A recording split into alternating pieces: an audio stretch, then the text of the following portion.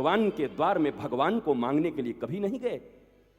भगवान के द्वार में और गुरु के द्वार में और पंडितों के द्वार में और मौलवियों के द्वार में और गुरुद्वारों में जब जब गए तो केवल पावर, प्रतिष्ठा, मनी मांगने के लिए गए। क्या कभी कोई आया और आकर के गुरुदेव के चरणारविंद में गिर करके ये बोला कि मुझे कुछ नहीं चाहिए, धन भी है, यौवन भी है, तन भी है, मन भी है, लेकिन मुझे अब मनमोहन चाहिए, हे गुरुदेव एक बार मनमोहन दिला दो? क्या किसी ने कहा? क्या कभी मांगने आए? और आप कहते हो गुरु में शक्ति नहीं है, गुरु को गाली देना शुरू कर देते हो 3-4 दिन के बाद। देख मनीष, होशियार रहे ना, गाली देगा तो पोल पट्टी पहले खोल दिया हूं। हाँ, मुझसे जो जो जुड़े हैं पहले पोल खोल देता हूं, बाद में वो गाली भी देगा तो बोला गुरु जी तो पहले ही बोले थे। हम अपना सिक्योरिटी लेके चलते हैं पूरा, मैं सिक्योर हूं, मुझे कुछ नहीं कह सकते, क्योंकि मैं चाहता हूं कि तुम्हारे भीतर श्री कृष्ण आए। नंद को आनंद भयो, जय कन्हैया लाल की। एक बार वो परमानंद आनंद अगर हृदय में आ गया तो मैं सत्य कहता हूं, सूर्य की तरफ पीठ करके जो लोग अपनी परछाई को पकड़ना चाहते हैं वो कभी परछाई पकड़ नहीं पाते।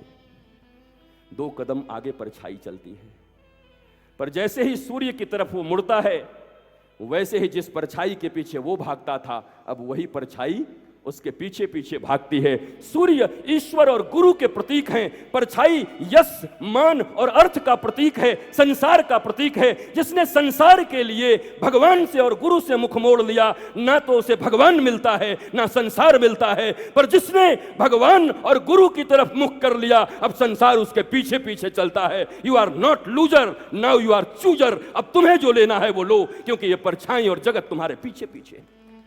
मैं ये चाहता हूं, ये कहने आया हूं कि आप परछाई के पीछे मत भागो, आप सूर्य की तरफ भागो, आप ईश्वर की तरफ जाओ, आप ऑल माइटी की तरफ जाओ, टुवर्ड्स हिम, टुवर्ड्स हिम। अर्थात क्या करूं? भगवान के फोटो की तरफ मुंह करके बैठ जाऊं 3-4 घंटे? हो गया ईश्वर मुखी? ना हो। आपके आचरण में भगवान आ जाना चाहिए, आपके एक्शन में भगवान आ जाना चाहिए, आपके मोटिव में भगवान आ जाना चाहिए। ये है भगवान की भक्ति।